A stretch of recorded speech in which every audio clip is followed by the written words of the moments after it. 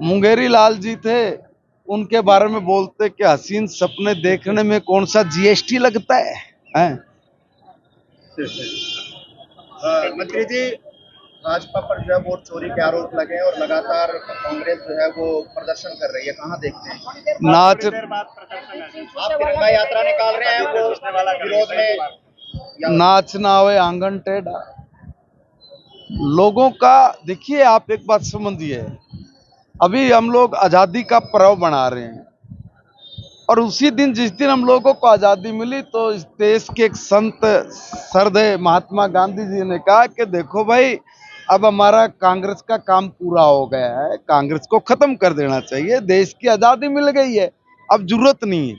अगर आपने कांग्रेस को खत्म नहीं किया तो ये इस देश के लिए नासूर बन सकती है। ये महात्मा गांधी जी ने आजादी मिलते ही कहा था, मगर सत्ता के लोलुप थे ऐसे ऐसे लोग, उन्होंने महात्मा जी की बात को माना नहीं, महात्मा जी की बात को दता रख दिया और नतीजा ये निकला कि इस देश को जहां विकसित भारत बन जाना चाहिए था, ऐसे ऐसे सत्ता के लोलुप लोगों की वजह से जिन देशों ने भारत के साथ आजादी पाई थी वो विकसित बन गए और हम लोग पिछड़ गए।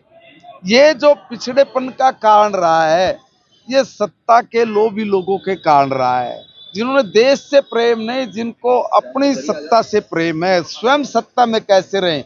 और इनके राजकाज में तो यूं आया करता, अपना हरियाणवी में कहावत है ना, अपना भरा जगत का भरा, भाई मारा भर गया सारे जगत का भर गया, तो यूं सोचा करते। तो भाई जो महात्मा गांधी जी उस दिन कह के गए थे ना कि भाई इसका काम खत्म हो गया, मार तो खत्म करो, इस कांग्रेस ने नहीं माननी बात। 60-70 साल के बाद इस देश के लोगों को महात्मा जी की बात याद आई और उन्होंने महात्मा गांधी जी के सपने को पूरा किया है। अब थोड़ी बहुत जो और कसर है उसको भी भारत की जनता निपटा देगी, इसलिए ये कह रहे हैं कि वोटर में ये होगा जी, इस वोटर में होगा जी। पता नहीं कहाँ कहाँ की बात करते रहते हैं, इनकी बातों में कोई दम नहीं होता।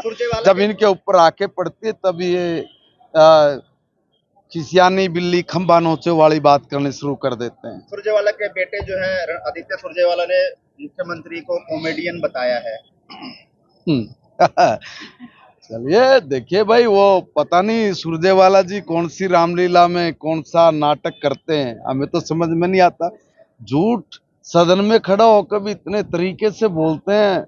वो कहा करें, शेर का भाई बघेरा, ओ कूदे नो ओ कूदे तेरा बाबू बेटा मड़ी ला करी है।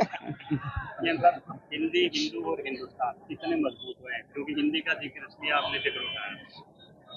हिंदी मेरी राष्ट्रभाषा है और 21 ऐसी इस देश की भाषाएं जो राष्ट्रभाषा है। इंग्लिश का प्रचलन और एक धारा है 351 शायद कौन सी, उसमें एक सीधे तौर पे लिखा कि कामकाज के लिए इस भाषा का थोड़ा बहुत उपयोग किया जा सकता है, मगर 100% ही उसको किया जाए वो ठीक नहीं है। आज भी मैं अपनी बात पे अडिग हूं। अगर हमने इस देश की सही मायने में प्रगति, उन्नति, उत्थान करना है तो हम लोग अपनी राष्ट्रभाषाओं के साथ ही आगे बढ़ सकते हैं। बढ़ने को तो हम अभी भी बढ़ रहे हैं, मगर भाषा का ज्ञान होना जरूरी है। आप अलग अलग भाषाओं का ज्ञान लीजिए, ज्ञान अर्जित करिए। ज्ञान अर्जित करना कोई बुरा नहीं है।